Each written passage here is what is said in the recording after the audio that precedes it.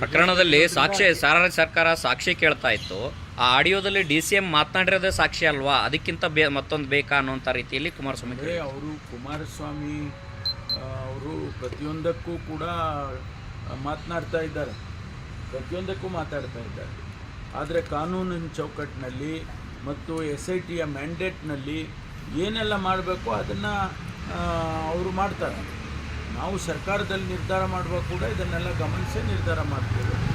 ಅದನ್ನು ಅವರು ಪ್ರತಿನಿತ್ಯ ಟೀಕೆ ಟಿಪ್ಪಣಿಗಳು ಮಾಡ್ತಾ ಇದ್ದಾರೆ. ಅವರು ಒಂದು ರೀತಿಯಲ್ಲಿ ಅವರೇ ಇದೇನೋ ಹೀಗೆ ಮಾಡಬೇಕು ಹಾಗೆ ಮಾಡಬೇಕು ಅಂತ ಹೇಳ್ದಂಗೆ ಕಾಣಿಸುತ್ತೆ. ಸರ್, BJP ಅವರು ನಿಮ್ಮ ವಿರುದ್ಧನೇ ಈಗ ತಿರುಗಿ ಬೀಳ್ತಾ ಇದ್ದಾರೆ ಸರ್. ಕಾನೂನು ಸುವ್ಯವಸ್ಥೆ ಆ ವಿಚಾರಕ್ಕೆಲ್ಲ ಬಂದಾಗ ದಕ್ಷ ಗೃಹ ಸಚಿವರು ಬೇಕು ಅನ್ನೋಂಥ ರೀತಿಯಲ್ಲಿ ಸೋಷಿಯಲ್ ಮೀಡಿಯಾದಲ್ಲೆಲ್ಲ ಅತಿ ರೀತಿ ಕ್ಯಾಂಪೇನ್ ಮಾಡ್ತಾರೆ. ಅವರು ಹಾಕೊಳ್ಳಿ ಬಿಡಿ. ನಾನು ನಿನ್ನೆನೂ ಕೂಡ ಹೇಳಿದ್ದೀನಲ್ಲ, ಕಾನೂನು ಸುವ್ಯವಸ್ಥೆ ಚೆನ್ನಾಗಿದೆ ಕರ್ನಾಟಕದಲ್ಲಿ ಅನ್ನೋದನ್ನು ಸ್ಟ್ಯಾಟಿಸ್ಟಿಕ್ಸ್ ಕೊಟ್ಟು ಮುಖ್ಯಮಂತ್ರಿಗಳು ಹೇಳಿದ್ದಾರೆ, ನಾನು ಹೇಳಿದ್ದೇನೆ. ಯಾರ ಕಾಲದಲ್ಲಿ ಮರ್ಡರ್ಗಳು ಜಾಸ್ತಿ ಆಗಿತ್ತು, ಯಾರ ಕಾಲದಲ್ಲಿ ಕ್ರೈಮ್ ಜಾಸ್ತಿ ಆಗಿತ್ತು, ಅದೆಲ್ಲ ಸ್ಟ್ಯಾಟಿಸ್ಟಿಕ್ಸು ಅಂಕಿಅಂಶ ಕೊಟ್ಟಿದ್ದೀವಿ. ಅದಕ್ಕೆ ಉತ್ತರ ಕೊಡಲಿ ಅವರು.